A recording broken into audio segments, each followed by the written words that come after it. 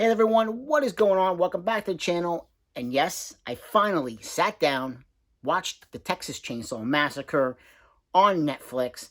Now, this is basically a direct sequel to the original Texas Chainsaw Massacre, which I will admit, I it's been a long time since I've seen that film, and I probably should go back and revisit just to, get a little bit different opinion than what my honest opinion is on that film is that I wasn't the biggest fan of it. So going into this one, I was like, you know what? I'm just going to go and I'm going to check this one out and see where it goes from there.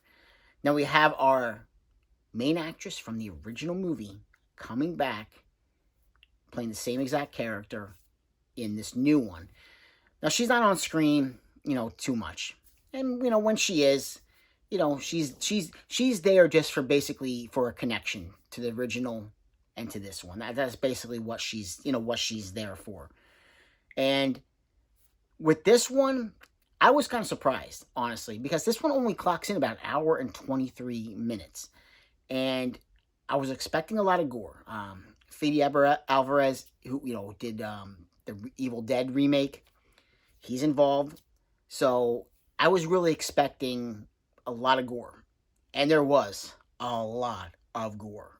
For a movie that was only an hour and 23 minutes, holy crap, they put a lot of gore and a lot of gruesome kills into this. Now, I said Fede Alvarez is involved. He's not directing this, though, but he is involved in this.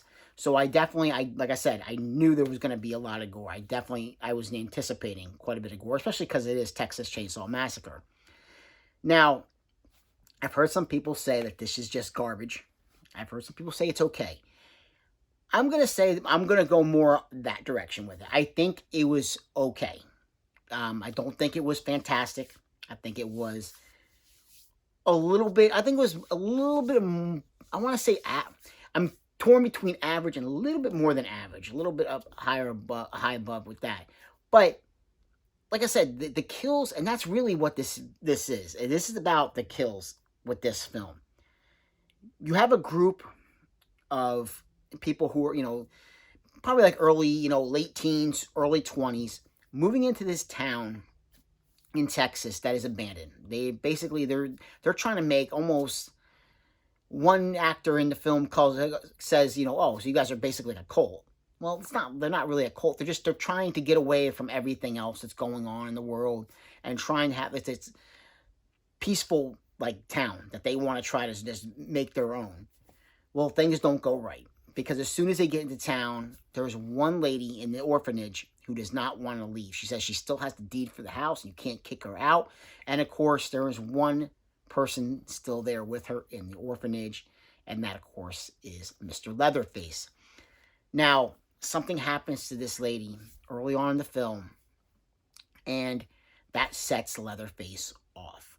If you've seen the trailer, you kind of know what you're getting into with this film. There is a scene in the trailer with him going on to this bus of people, because basically there's a bus that comes into town with people who, are potentially going to live there, and, potential investors who, help provide some money to get this town up and going again. And, the first thing they do when he goes onto this bus, and you're going to know, this is no spoiler because you see it from the trailer, they pull out their phones and they start taking, like, pictures of him, like selfies. No, this guy's got a chainsaw. But it pays off big time. It is a complete, just like I figured from the trailer, it is a complete and total bloodbath. A bloodbath that goes on in this bus. It's outrageous. Now, I would say this film would absolutely be above average for me if they just tweaked one little thing. And I don't really want to go. So what we're going to do now is, if you don't want to hear a spoiler, you can stop the video, go watch the film, and you can come back and finish watching this video. Ready? Okay. Now, if you're still here, my one gripe is that I don't think they stuck the landing with the ending to this. Why, you might say? Well, again, these are spoilers, but we have our two final girls, basically. I'm not going to say what happens to one or the other, but we have our two final girls. And the one that I feel should have been the final girl wound up not being the final girl. The other girl wound up being the final girl. And I think that was a blown opportunity.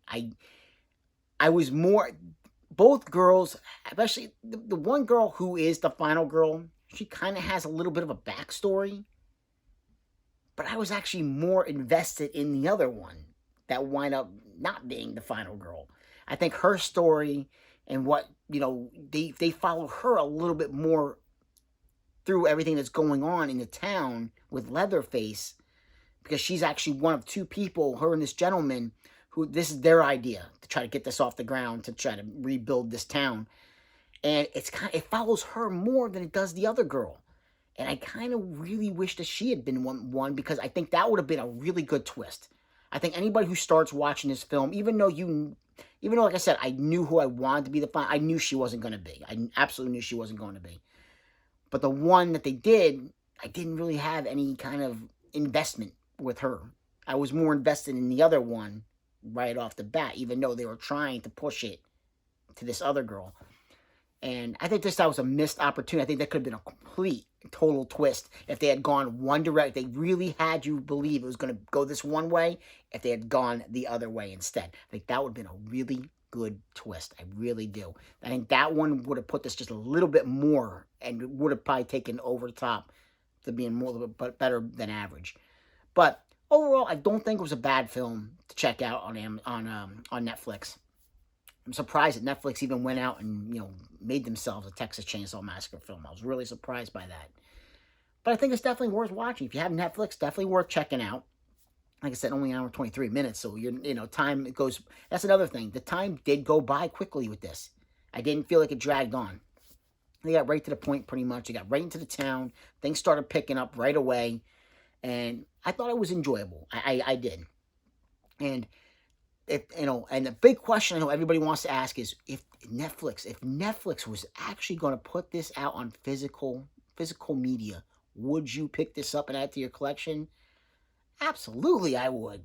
Why would I not go and add this one? Because, like I said, it wasn't bad. It was about a little bit. It was a little bit more than average for me. It really would have been way above that had they gone with this other ending that I really feel would have been better. And of course, at the end of this, they kind of hint at a possible sequel, on Netflix for this down the road. So overall, Texas Chainsaw Massacre on Netflix, I would definitely go ahead if you're, a horror fan, a chainsaw fan. Definitely go and pick this one up. Definitely go and pick this one up. I wish we could go pick this one up, but definitely go ahead and watch this one. I don't think you're going to be too disappointed. It's a Leatherface film. You know what you're going to get into when you're checking this one out. He's not Jason. He sure as heck ain't Michael Myers, in my opinion. But you know what you're gonna, you know what you're gonna get. You're gonna get some pretty gruesome kills by way of chainsaw. So in that sense, I don't think you'll be too disappointed. Like, subscribe, and comment if you get the chance, and I'll catch you in another episode. Take care.